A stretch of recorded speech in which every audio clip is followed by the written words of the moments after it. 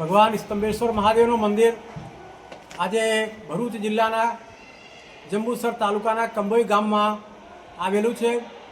આ મંદિર સમુદ્રની વચ્ચે 2 વખત એનું જલાભિષેક થાય છે। 24 કલાકમાં 12 કલાક મંદિર આ સમુદ્રની અંદર સમાહિત થઈ જાય છે અને 6 કલાક સુધી ભક્તોને આ દર્શન આપે છે। એવી પ્રક્રિયા આજે હજારો વર્ષોથી ચાલે છે। આ તીર્થસ્થાનનો સ્કંદ મહાપુરાણના કુમારિકા ખંડમાં ખૂબ વિસ્તારપૂર્વક એનો મહિમા લખેલું છે। જે પૈકી આવતીકાલે તારીખ 16ના રોજ શનિવારી અમાવસ્યા આવવાની છે। એ શનિવારી અમાવસ્યાનું મહત્વ સ્કંદ પુરાણમાં એવું લખેલું છે, કોઈ પણ માણસ શનિવારની અમાવસ્યાના દિવસે અહીંયા આવીને સ્નાન કરશે તો પ્રયાગમાં 7 વખત, પુષ્કરમાં 9 વખત અને પ્રભાસમાં 11 વખત જવાનું જે પુણ્યફળ છે એ પુણ્યફળ એને અહીં 1 વખત આવવાથી પ્રાપ્ત થવાનો છે।